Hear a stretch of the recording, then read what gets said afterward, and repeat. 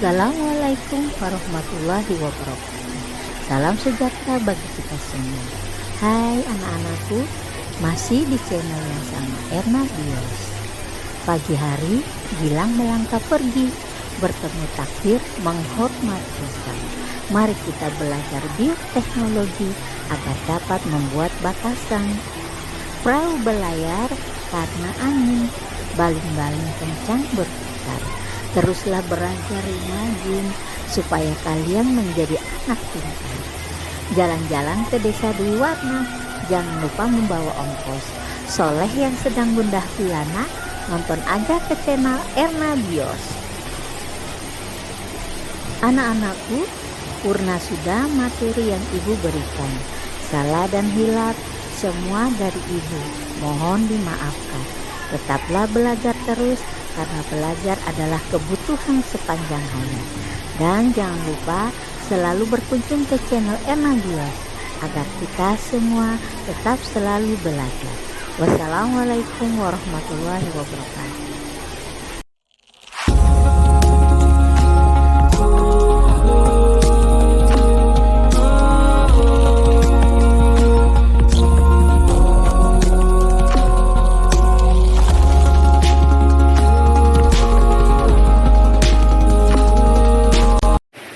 Pengertian bioteknologi, penerapan prinsip-prinsip mikrobiologi, biokimia, biologi sel, fisiologi, genetika molekuler, dan teknik kimia secara terpadu dalam pengolahan bahan-bahan dengan memanfaatkan agen biologi untuk menghasilkan barang dan jasa. Ciri utama bioteknologi: 1. Adanya agen biologi berupa mikroorganisme, tumbuhan, atau hewan. 2. Adanya pendayagunaan secara teknologi dan industri. 3. Produk yang dihasilkan adalah hasil ekstraksi dan pemurnian. Sejarah perkembangan bioteknologi. Sejarah perkembangan bioteknologi terdiri atas 4 era, yaitu sebagai berikut. A. Era bioteknologi generasi pertama. Bioteknologi sederhana. Penggunaan mikroba dalam produksi makanan dan minuman masih secara tradisional dengan cara dan peralatan sederhana, misalnya dalam pembuatan tempe, tape, cuka, dan lain-lain. B. Era bioteknologi generasi kedua. Prosesnya berlangsung dalam keadaan tidak steril. Peristiwa ini merupakan bentuk fermentasi di tempat yang terbuka, sehingga dapat memungkinkan terkontaminasi oleh mikroorganisme lainnya. Misalnya produksi bahan kimia seperti aseton, etanol, asam sitrat, pengolahan air limbah, dan pembuatan kompos. C. Era bioteknologi generasi ketiga. Prosesnya berlangsung dalam keadaan steril. Peristiwa ini merupakan bentuk fermentasi di tempat tertutup sehingga tidak terkontaminasi mikroorganisme lainnya, misalnya produksi antibodi dan hormon. D. Era bioteknologi generasi keempat. Bioteknologi modern. Bioteknologi modern dicirikan dengan teknologi DNA rekombinan dan rekayasa molekul pembawa informasi genetik dan merupakan perpaduan multidisiplin ilmu antara lain biologi molekuler, biokimia, mikrobiologi, dan genetika. Produk-produk yang berasal dari era ini misalnya insulin, interferon, dan antibodi monoklonal. Bioteknologi dalam produksi pangan. Di sekitar kita banyak sekali kita jumpai jenis makanan dan minuman yang prosesnya dibantu oleh mikroorganisme. Produk-produk tersebut adalah kecap, tempe, oncom, tape, yogurt, nata de coco, mentega, dan keju. Setelah ini kalian bisa amati tabel beserta produk dan mikroorganismenya.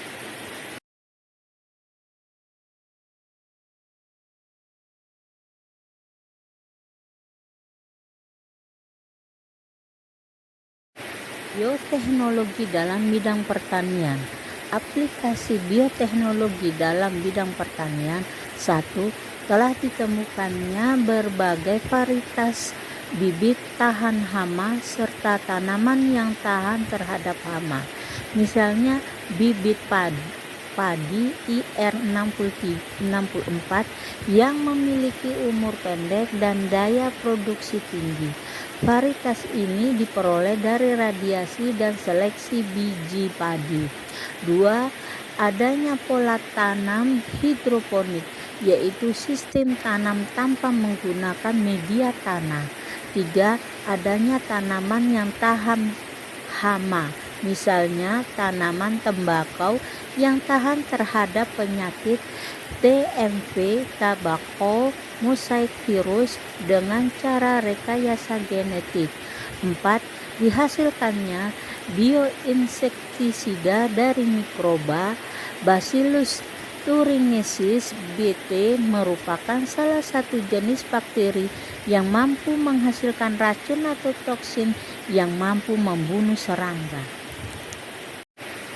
Teknologi dalam bidang pertambangan, penggunaan mikroorganisme dalam pemisahan logam dari bijinya, misalnya oleh Thiobacillus exciden dan Thiobacillus ferrooxiden.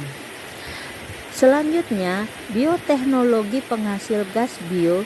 Gas bio dihasilkan dari penguraian senyawa organik oleh bakteri metan bakteri yang dilakukan secara anaerob.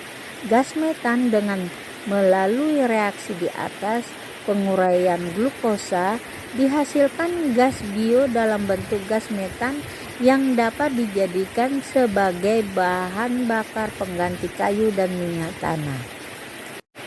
Teknologi dalam bidang kesehatan.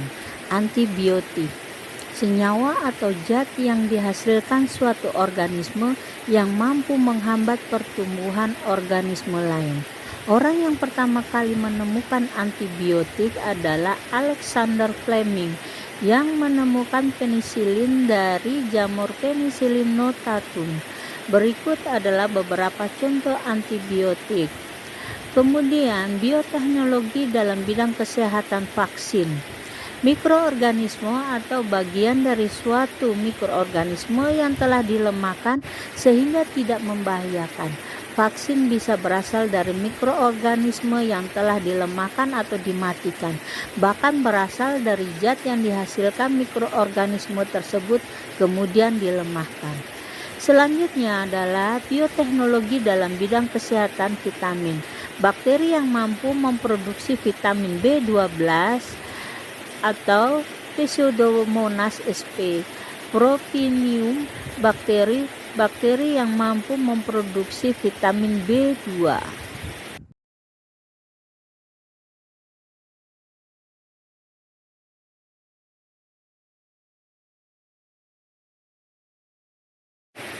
Bioteknologi dalam bidang industri. Asam amino bahan utama monosodium glutamat (MSG), lisin, jenis asam amino yang tidak dapat disintesis oleh hewan. Kedua jenis asam amino tersebut diproduksi dengan bantuan bakteri Corynebacterium glucomicum. Asam sitrat memberikan rasa getir atau pahit pada cita rasa makanan dan merupakan unsur pokok dalam berbagai jenis jeruk. Asam ini dapat diproduksi oleh Aspergillus niger. Enzim, beberapa jenis enzim yang terpenting. 1. Amilase digunakan dalam produksi sirup. Kanji, glukosa isomerase mengubah amilo menjadi fruktosa. Fruktosa digunakan sebagai pemanis makanan menggantikan sukrosa. Mikroba Aspergillus niger, Aspergillus oryzae dan Bacillus subtilis.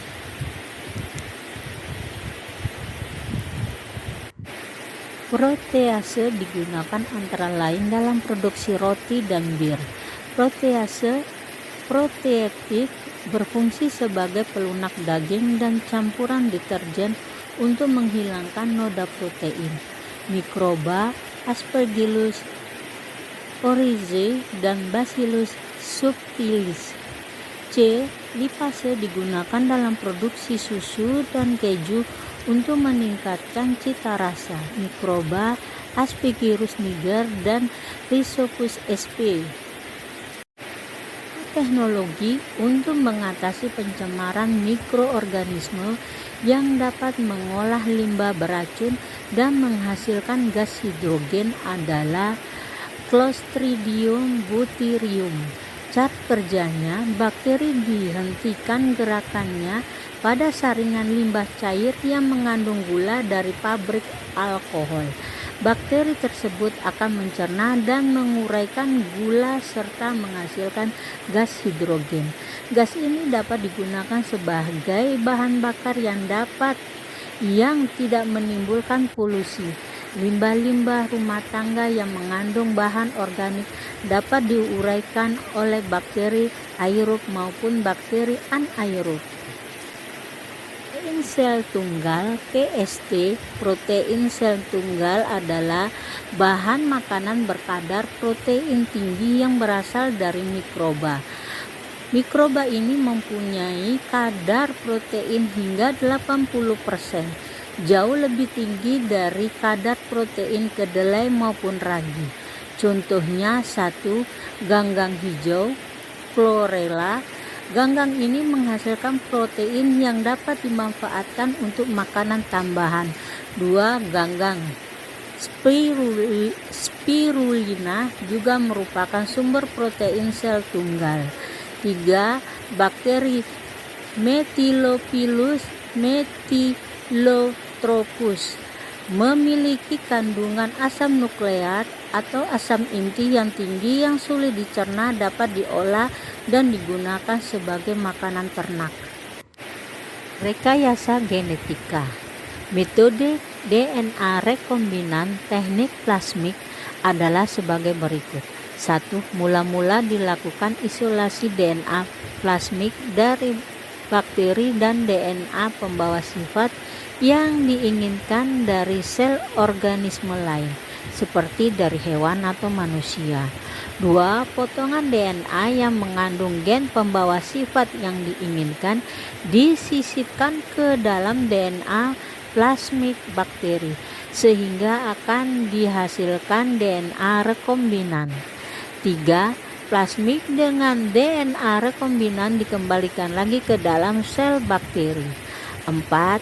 Sel bakteri yang mengandung plasmid DNA rekombinan tersebut diproduksi dalam kultur yang membentuk klon dari sel-sel bakteri tersebut.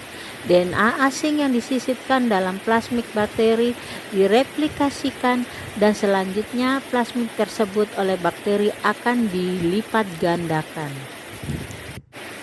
5. Identifikasi bakteri cloning yang mengandung gen yang diinginkan. 6. Setelah identifikasi selesai, bakteri cloning dapat diaplikasikan sesuai dengan tujuan semula, misalnya untuk produksi protein, antibodi, enzim, atau lainnya. Aplikasi yang berikutnya, rekayasa genetika adalah dengan cara hidrodoma. Hidrodoma adalah teknik penyatuan dua sel dari jaringan yang sama atau organisme yang berbeda sehingga menghasilkan sel tunggal. Selanjutnya adalah dampak bioteknologi dalam kehidupan. 1. Terjadinya kontroversi dalam masyarakat. 2. Organisme transgenik di alam bebas tanpa pengawasan dapat menghasilkan pencemaran biologis. 3. Dalam bidang kesehatan, timbulnya alergi yang diakibatkan karena mengkonsumsi produksi tanaman transgenik. 4. Adanya kecenderungan pada teknologi. 5. terdesaknya atau bahkan menyebabkan kepunahan sebagian plasma nutfa asli karena yang dikembangkan sekarang hanyalah produk hasil rekayasa genetika saja. 6. Kemungkinan menyebabkan bakteri di dalam tubuh manusia menjadi tahan terhadap antibiotik.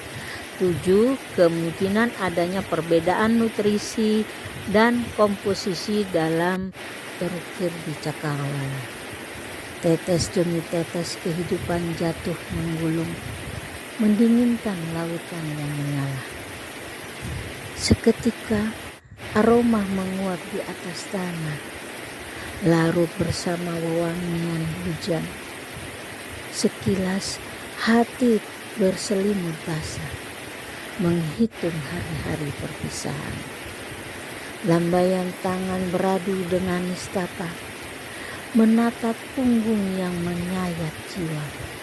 Setiap tahun kuratapi kepergiannya, menjelang asah mengasah jiwa.